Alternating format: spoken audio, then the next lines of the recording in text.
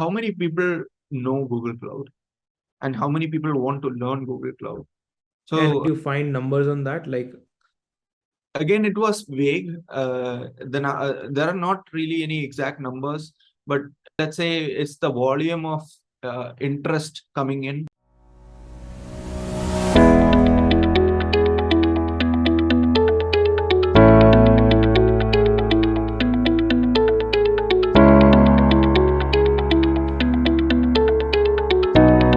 Hi Udesh, welcome to the first podcast that you're recording with Miho. I'm super excited to have you over here, and thanks a lot for saying yes in a quick 5 minute call. This has been a quickest convincing that I've been able to do in my life at till date. Welcome. How are you doing today? Yeah, hi Tanuj. Good morning. Thank you so much for inviting me, first of all, and I'm happy to be here. Doing good. How are you doing? I'm doing good as well. Uh, Before we get started, I'd like to quickly introduce quickly make an introduction of yours to the audience. Hi folks. Odesh has been running a course called Google Cloud platform teaching. Has taught around 1,000 odd students on Udemy till date. Excitingly, he has also been doing it alongside with a job, and also is a YouTuber. So he does a lot of other things apart from just running the course. And I would like to learn a lot from you. First of all, obviously being the time management. I'm not sure how you manage a full-time job, then a course, and then constantly posting on YouTube, and probably doing similar kind of podcast as well on your own channel as well, right? Yeah. So that's something that I'm super excited about. So glad to have you over here. Starting with the first question, can you quickly tell us about your journey till now, and help us get more insights on the same? Yeah, sure. So I am basically a 2021 graduate. I was studying my computer science and Bachelor of Technology, BTech, which is the engineering degree in Kerala. So I come from Thiruvananthapuram, the capital city of Kerala, which is on the southmost end, and it's been like 2 years since I started with cloud computing. So I am basically a product of lockdown. Until then I was kind of chill, without much, without doing much things that I wanted, because I was mostly procrastinating, and I wanted to do something big in my life, but I was not really starting. So lockdown was a good opportunity. I was going through a hard phase and I wanted to have some diversions. So I thought maybe I'll just, randomly explore some courses because I was supposed to do a couple of courses while I was in college. But that really turned out to be a turning point in my life, because once I started doing those courses, I was kind of engaged and I was not thinking about what was bad in my life at that phase. So so I got something which got me hooked, which was learning. So I found, I was thinking, how can I make it, help for me? So I started with, exploring various domains. Basically, I started with learning on Coursera, which was given a free subscription from our college. So I thought I'll just, explore courses, because the more I do, the more suggestions came in, and I was more interested, because that was my diversion from my normal life, because I was kind of going through a hard phase and I wanted to have something which doesn't put me into a bad mental state. So when I was learning, I was trying to get some knowledge and it was keeping me engaged. Okay. Like, cloud computing was one. I started with web development, and then I moved to cybersecurity, and then I explored a little bit about ethical hacking, data science, data analytics. So I was exploring each of the domains, and in between I encountered cloud. So once I started learning with cloud, it was kind of different. On the day one itself of learning cloud, I felt that this is something different from everything which I've done before, and this is something which is, and I had a feeling that this is going to take me somewhere. So it was, purely a hunch, which turned out to be true. So I thought, okay, I'll just dig more into it and learn what it is. And the more I learned, the more I got interested. And then I started researching about, its practicality, what's the scope, and how is the market responding, and what is the trend, and everything around that. So I took the initiative, and I think at those times, cloud computing was not popular among the student, per se. So it was like the peers were very less, because you would probably find somebody, if you take in India. I think at that point of time, I don't think there would be more than 100 or 500 people learning cloud out of this 5 million, 10 million students. So it was not popular. So again, that was also challenging, because you can't ask somebody from your peer level. So you have to take your learnings from a higher end. So I started learning it, and I explored every online documentations, and every writings which I could refer to, and I started learning it, and I started with Google Cloud. So after that, it was a very struggling phase, and I was kind of, and that's again because of the challenges, because you can't really ask anybody in your peers. If you had any doubts on programming, then of course you can ask your friends, because they also know. But when it came to cloud computing, there wasn't much people who and I think especially in my state, it was not at all popular. So it was too challenging, and I was struggling to learn. So, and then I think LinkedIn helped me a lot in getting those steps ready and getting my foundations well. I started to interact with working professionals, and I started to learn more. And I interacted with them. I asked them, how is the work going on in cloud? Because everybody can learn at a hello world level, but when it comes to the application level, that's when the real challenges come in. So I started to talk with more people who are working in the industry, and then came to know about how it is going. And then I prepared myself, I tuned myself to adapt into that circle. So that was how cloud came in. And then I thought, while learning, once I got my stable foundations, I thought, nobody should go through the struggle which I had to go through. So I started my channel, and then I started posting contents, and then I started a podcast, because a lot of people lack career advice. When I started to become more known on LinkedIn, uh, they started to ask me, how can they basically start a career? And that was a question which I used to get frequently. So that was when I thought I'll start with a podcast and bring in experts from various domains and help them. So that was how the Cloud Pilot was born. So I made, What's the story behind the name? so the story behind the name, basically it was cloud, and I am an aviation enthusiast. I'm a diehard enthusiast of aviation. So becoming a pilot is something I have in the long run. And again, this is cloud, that is also cloud, so it's all cloud. So even my tagline is in and above the clouds. Either if I'm a pilot, I'll be above the clouds, or currently I'm in the cloud. So both ways, it's the cloud pilot. So the pilot is again, it has a relation with both this cloud technology as well as my dream. So one is to keep reminding myself of my dream of becoming a pilot, and the second one is Kubernetes, which is one of the most trending tools in cloud. Is also, the word's meaning itself is pilot. Okay. So that is Interesting. how. I didn't know that. Yeah, so that is how I basically gave the name, the Cloud Pilot. And then, I posted courses, and then I created courses. I launched it on Udemy, soon to be launched on other platforms as well. And I've been, mentoring a lot of students, help them land a job. And this year itself, I have helped more than 100 people to land their job, Interesting. which I think is, good. Uh, and yeah, and I've been part of a lot of Google events. I recently spoke at Google Cloud Next, which is one of their flagship events from Google. And lot of people coming in asking for advices, and then I also mentor students as well. And interesting fact is, even working professionals are asking for my suggestions, which I think is something on a higher level.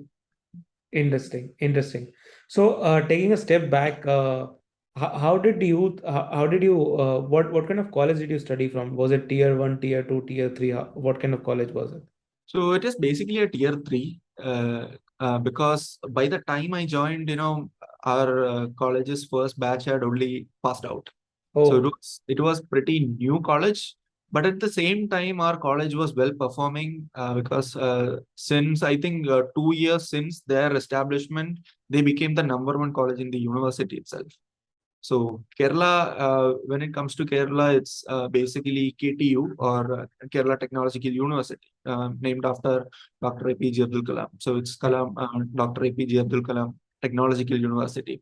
And there is a tier one college in Kerala which used to rank at number one, but since our college came in, it's a tight competition between that college and our college. So okay, interesting. we are already the university toppers in terms of college rankings.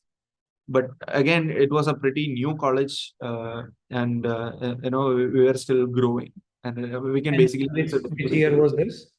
2017.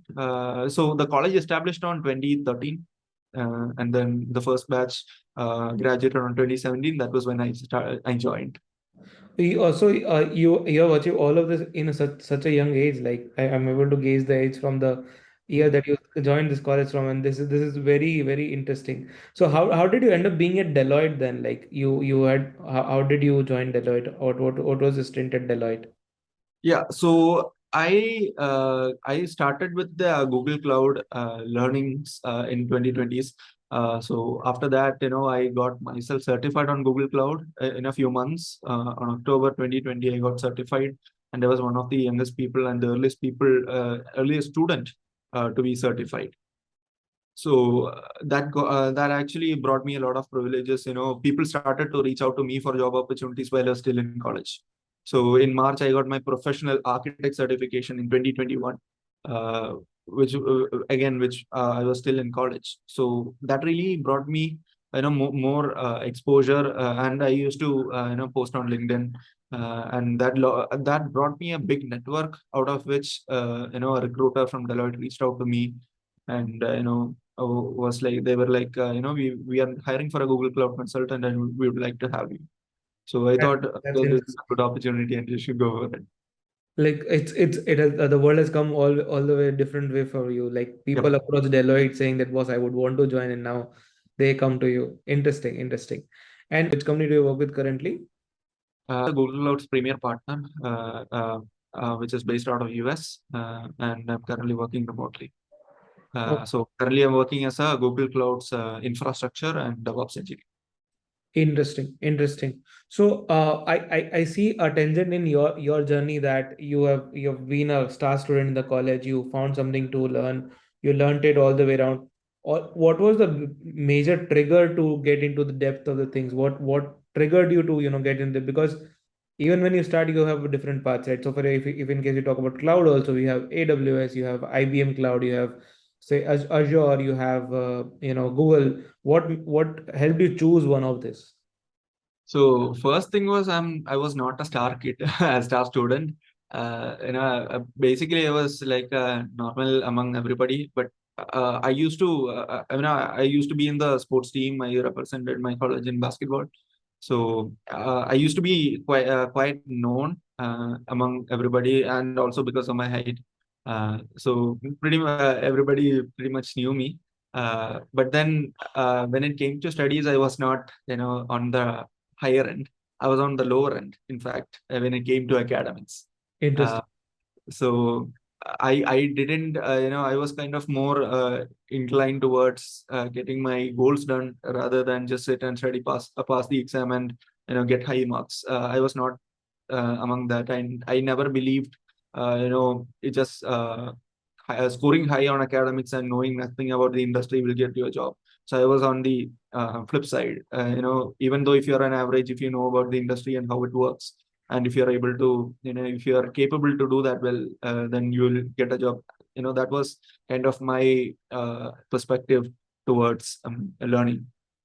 Okay. So staying relevant was what I was looking for, and so I wanted to, that was when the research which I did helped me a lot, because I started to research, and I started to see how the clouds are growing, what is the trend, what is the the scale at which they are growing, and what is the scope of each of the clouds, and then how can it be learned. and then I found out that Google Cloud was the fastest growing, and also I started with Google Cloud. So to say more about Google Cloud, it has a, we all use Google at some point in our lives. I mean, at any point of our day, Yeah. taken any day, we use at least one Google product.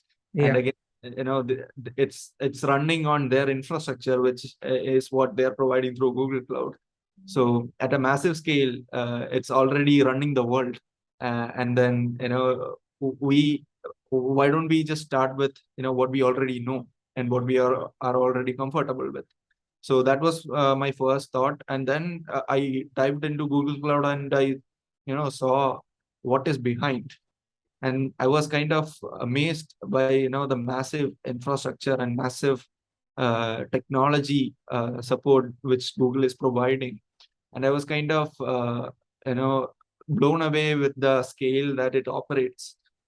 So it was kind of my primary metric, which I considered that the fastest growing, and the the massive infrastructure they're providing. Plus, we all use Google Cloud, so the familiarity with using Google products is much more closer to our heart. So even though AWS is the market leader, it's an established fact. But again, AWS is also easy to learn, but it's highly configurable. So you have to go too much into depth. But at the same time, Google Cloud is user friendly. So anybody who at least know the basics can do the things, do the very same things. And also some of the most trending tools are also open sourced. Open source tools are also made by Google. For example, Kubernetes was something which Google created, which was then given out on open source. So Google already supports a lot of open source, and you know it's like they know what they're giving us to make our lives better. So I thought I'd stick to that mission, and then I started learning more into it. Makes sense. So how did you start about your journey of giving back to the society, or would probably say courses or LinkedIn? What started first? Did you start building audience on LinkedIn? What or did you start a YouTube channel first, or did you start a course on Udemy first? What was the first one, and when did the other two happen? So first, I started with LinkedIn. So Okay. when I started learning it, that was when I had a LinkedIn account back in 2019 itself, but which I never used. So it was again in 2020 when I was seeing a lot of I used to see a lot of YouTube videos, and Mhm. then LinkedIn ads usually comes up, and then I thought I have this account, but I don't know what it really is. So I thought, okay, maybe I'll explore, because I just have the account, but I don't explore it. So I started exploring, and I saw that a lot of people from my age, more than my age, and less than my age, are doing a lot of big things. Mhm. And whenever I open LinkedIn, I can only see achievements, Yeah. and I ask myself, what have I done, in my life It's kind so of far? motivating for a few folks, but also toxic for a few folks. Yeah. But yeah, it's a two-sided sword. Depends on how you take it, right? Yeah, and I think it's also depending on what preference you have, the type of content you consume, because if you look at Instagram, you get feeds which is kind of more aligned to what you're searching for. Even in Google Cloud, everywhere, every search engine, whatever you get suggestions are based on what you search for. So if you're searching for, it's my belief, again, it might be wrong, but I think if somebody is more inclined towards toxic things and they are getting toxic suggestions, then I think it's up to them and not the algorithm. No, I So meant in a form where, say, for example, you were not able to do a particular task in your day well, and then you go to on LinkedIn, you check, look, okay, boss, this guy is doing this guy is doing this guy is doing it, and I'm not able to achieve anything, and then you start feeling demotivated. Like there's other coin to it. But anyways, moving on to, so you started with LinkedIn first, and then you moved on to YouTube or Udemy. What happened then? So I started with LinkedIn, and then I moved to YouTube. So it was more like I found my base network on LinkedIn. I interacted with a lot of people who were working in the cloud, And maybe it might be my lucky factor. I got to know about a lot of industry leaders in cloud. So it was from them I started to learn more, and which I still have a very good contact with, a very good relationship with. From them, a lot of insightful advices and a lot of insights from their conversations. I brought that, and then I started to share what I knew on LinkedIn. And then people started to ask me, they started to reach out to me, they started commenting and asking me for advices. So I thought, yes, it will be a good time to share something at a bigger scale, because LinkedIn is again and again for a niche audience. Not True, everybody uses LinkedIn. true. So for anybody who is much more who is not yet exposed to LinkedIn, needs to be needs to be exposed of these tools and technologies, and something which common people uses, which was mainly YouTube, which I think almost everybody who's having an internet connection is using.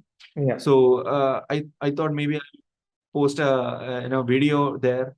So it again, basically, I didn't really have an intention to start a channel.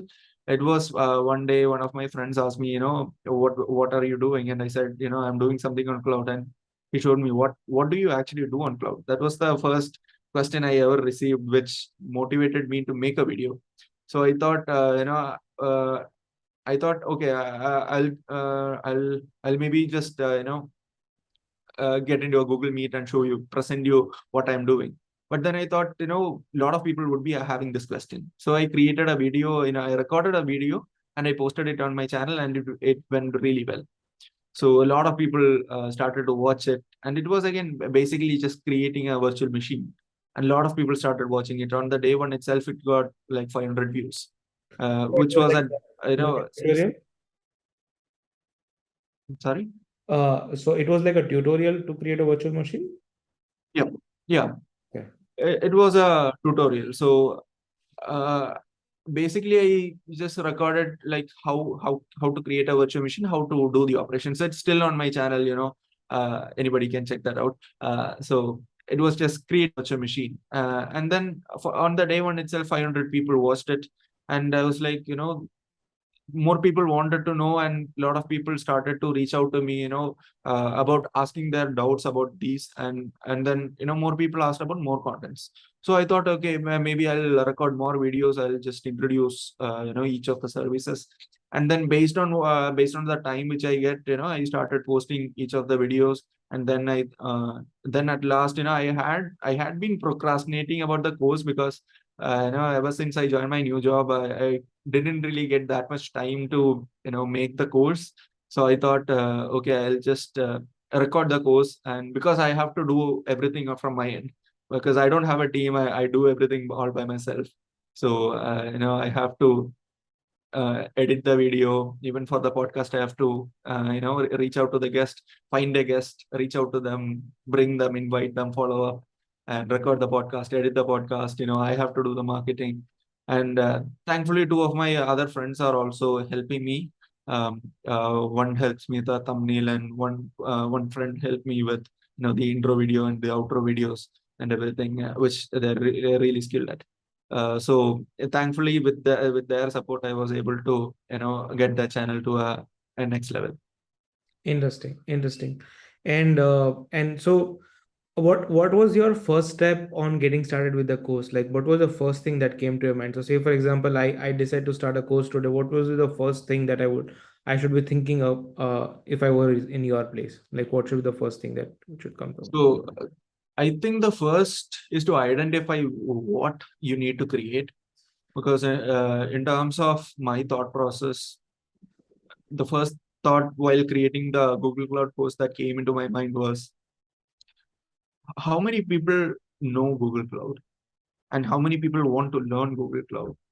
And So how did you find numbers on that? Like again, it was vague. Then there are not really any exact numbers, but it's the we can, let's say, it's the volume of interest coming in. So when let's say like 5,000, 10,000 people are asking for are trying to learn Google Cloud, let's say through their post, or let's say through their videos, I mean, through anybody's videos, any comments, or any interactions to our post. So when people are reaching out saying that, we have our college wants to learn Google Cloud, but we don't know where to start. So that indicates that the entire college, not specifically the entire college, but at least a good portion of the college wants to learn. And that would be, of course, in coming in scales of 500s.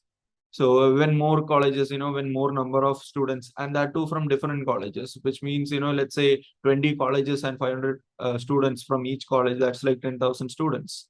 So that really brings a lot of, audience to, to deliver this content. And then a lot of cloud communities started growing up after 2020s. So it was more like cloud was getting adopted. So what I think is, the trend of the technology, the relevance, the demand in the industry, and what they want to learn. So these are the four main things which I would, consider while creating a course. Okay, and what was the second step? Like now you know that there is a demand. Now you know what you want to teach, and you also know there is a demand for that particular topic. What was the second step that you took? So the second one was, now that I have the idea, now I wanted to create a course for Google Cloud. How can I deliver the best quality content which I can deliver? So And probably say curriculum around it. Uh, yep, yeah. Okay. it is the curriculum. So there are two things around the curriculum. One is about, what is its applicability? How can it be applied? Hmm. And the second one is deciding, what are the topics that we want to deliver. Hmm. So both are different. True. Topics can be everything, Yeah. or it can be a portion. So Yeah. let's say we can give them infrastructure itself, or let's say we can give them the storage, or maybe, network. So it can be categorized, but at the same time we need to think about how it is applicable for each of them. What would they gain? What is the end result of learning this course? So deciding that, and based on what is the end goal, then we have to decide what is the curriculum. Okay. Okay. And so now that we are clear with what we want to teach, we have curriculum in place. What is the third step that you took? So third step, materials for the recording and setting up how I can record these things. So I basically started creating the presentations, the templates which I want to learn. I want to record, and then finding those information from various materials, cross-checking it if it is the right, if it is the right way to present it. Let's say, some materials may have, some description around some service, but it might change on some other website. So we have to find which one is correct. So there might be some situations like that. So it's basically like we are ensuring that the content we are delivering is crisp and up to point. So, and because we have to, make it viewable and readable for the audience. So readability is one of the things which I consider. So when we create content, you can't just give out a paragraph and then talk about it. So what you need to do is, consolidate it into 3 4 points and then talk about it more. So, reducing the content from a paragraph to 3 4 points, and then making it crisp up to point. So whenever if somebody sees a point, they will get the whole concept. So that was the part, planning that, and making the material into the way that needs to be recorded. So I am assuming that there would be other courses as well out there for Google Cloud Yep, or teaching. absolutely. What and did you invest any time in doing competitive research? And what if in case you did, what were the primary points that you researched about? What was your learning? So main thing which I looked out was, lot of courses are available, which is top quality courses I can vouch for, which I also used while learning. But all these are for somebody who is, who has knowledge on Google Cloud. who wants to do certifications or who wants to get more hands-on experience. Okay. So it's for somebody who is already having some basic foundations, and there is nothing for absolute beginners. At least in my time, I think there would be some courses now, but back then, it was almost everything was like hands-on, and not much beginner level courses which somebody from absolutely no background can learn with. So Mhm. because most of those courses were like, it starts with compute engine, how to create a virtual machine, and nobody knows what is compute engine or how it works, or how is virtualization working.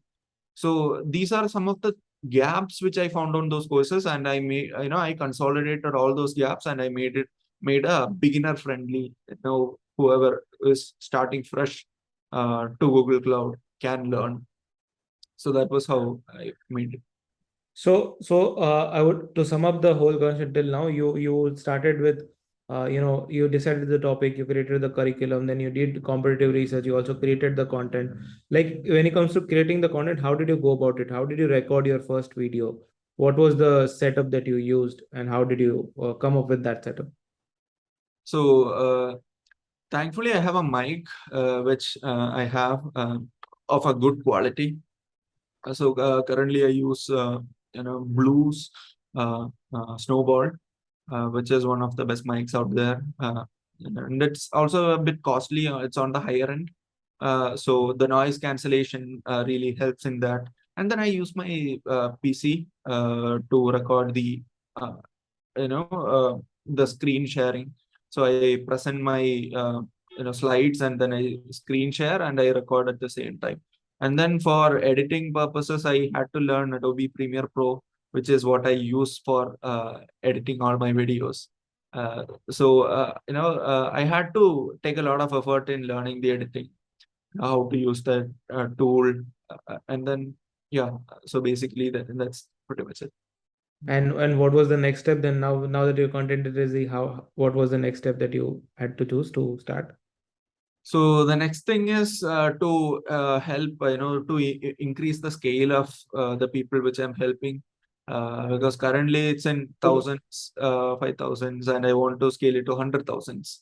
So So in case you take a step back, how did you choose Udemy as a platform and not create your own platform, or probably not choose an LMS that lets you create your own custom domain and start with it? the first thing was, I was not exposed to any LMS platforms because nobody reached out, and I also don't know about any existing LMS platforms, because that is not something which I usually search up for. And Udemy is a massive platform which millions of people use regularly, and it's also very well known among every learners. And again, when you have a platform which is known to audience, which most audience go for when they want to learn content, I think that would be a better place to start, at least according to me. So, based on the traffic that Udemy receives and the learners on Udemy, I thought, that would be a better place to launch my course. And then that's how I launched it. And now do you see growing yourself to and using an LMS, or do you plan to still continue using Udemy as a platform to grow further as well at the scale that we talked about? Uh, So I plan to distribute the content across multiple channels if it is possible. Because the more channels I distribute, the more students I'll be able to impact. Uh, and yeah, Udemy students might not be using any LMS platforms, and again, LMS platforms might not be using any Udemy. Like students using LMS platform might not be using Udemy. So the audience will be distributed across everything. So I think going through multiple channels would be much more effective. And can you name a few channels that you have in mind? LMS platforms I don't have. Maybe in future if somebody reaches out, I could consider it. Okay, okay, fair enough. So, summing up the whole journey of yours, what were the top three challenges that you faced across the whole journey, while creating the content or selling the course and stuff like? What are the three top challenges that you faced? So first thing was identifying what is relevant and what is needed for the audience. So that is the biggest challenge, at least according to me, because we can't predict that this is what creating something, and we can't predict that this is what they want. Their wants needs might be different. So we need to do some research on our end and see what they really want. At least in at least on a vague level, we need to know what they want. So if we know that, then we'll be able to create something around it, and based on the feedback that we are getting, we'll be able to tailor it more. So that was the first thing, and the second one was the availability and the conflict of information. How much, what is the information that is currently available, what is currently available to them, to the audience, because nobody wants to listen to the same things which they already know. They want to learn things which are new to them. They want to learn things which are not known to them. So we want to make sure that we are not giving delivering any repeated content. We have to make sure that whatever we are delivering is something unique, and it also helps them clear their doubts, and not something which they have already heard of. And the third thing I would say is keeping them engaged, because most people, again, it's courses, and it has a specific structure. So how to keep them engaged is the third challenge. It is also one of the most challenging things that we should tackle. But at the same time, it's again dependent on how much their interest is. We can't really force anybody to learn. It's their interest on learning these. So what we can do on our end is try to make it as much engaging as possible. Try to deliver more information to them, what they want to know, or what would help them in their learning process or their career. And we have to make sure that the value the value that we bring in is mostly uh, on the higher end when it comes to the quality. And getting into double clicking on the third challenge that you mentioned, engagement. How do you engage with your audience these days? Like, how do you engage with the students that buy your course on Udemy? Does YouTube help you anyway in engagement, or does YouTube help you bring in customers? How does that work? So Udemy, I haven't really marketed my Udemy courses on my YouTube. So I kept it on a different channel, and I was organically marketing, word of mouth, and if somebody shares, and then I marketed through LinkedIn, of course. So that was how I marketed my Udemy course, and I didn't really wanted to push them into getting into Udemy through YouTube. So I haven't tried that yet out. Maybe, hopefully, sometime in the future I may.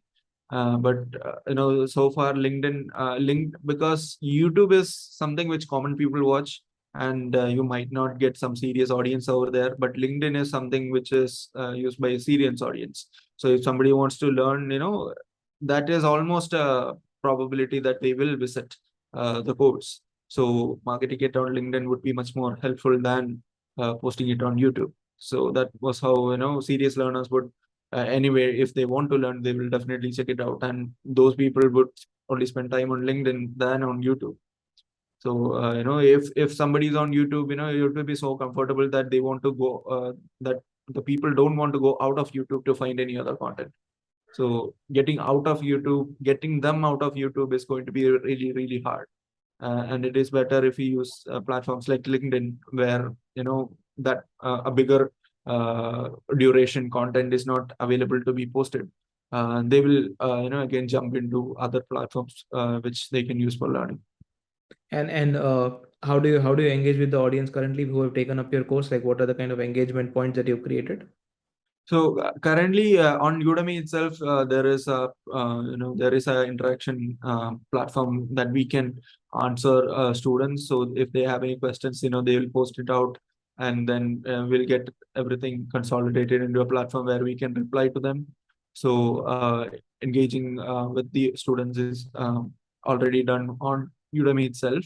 and other people who watch my YouTube videos can comment on my YouTube videos, and then some people who follow my LinkedIn, usually reach out on LinkedIn or comment on my post, which I reply back.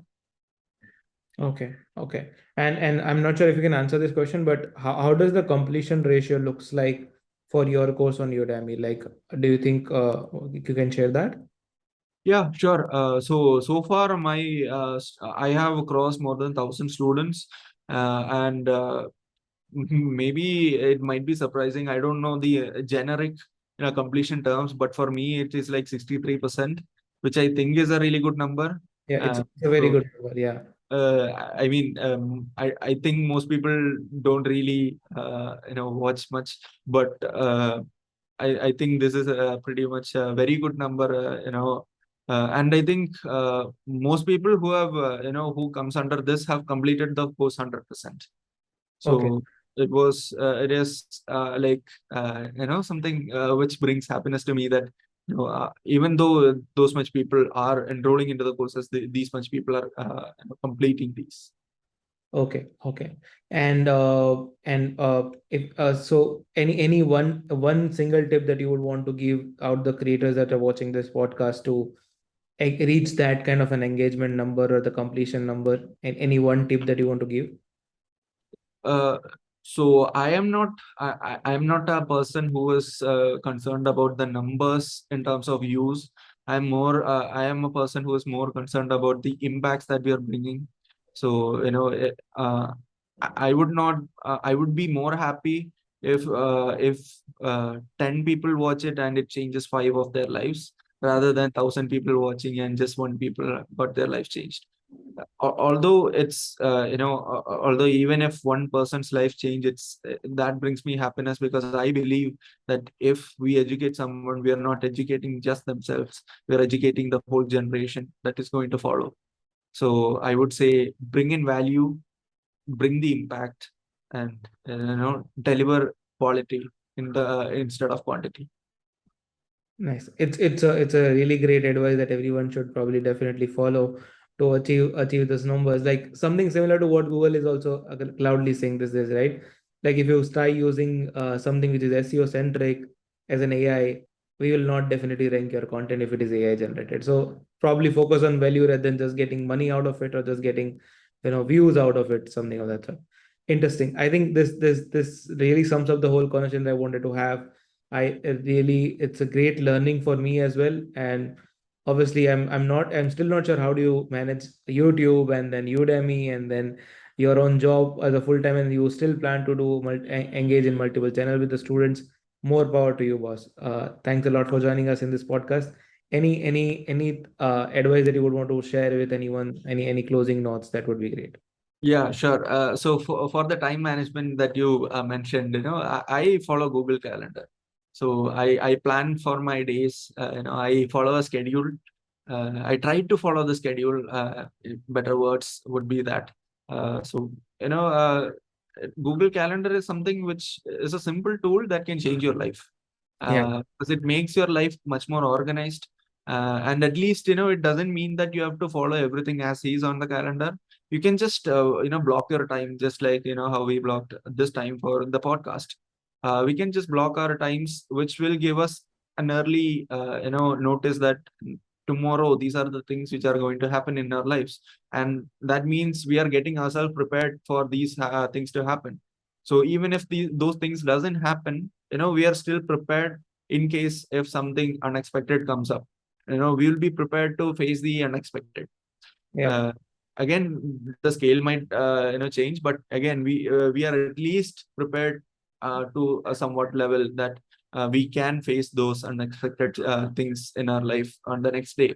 And again, it doesn't necessarily have to go as it is planned on the calendar itself, but the more we try to follow it, the more things we'll get.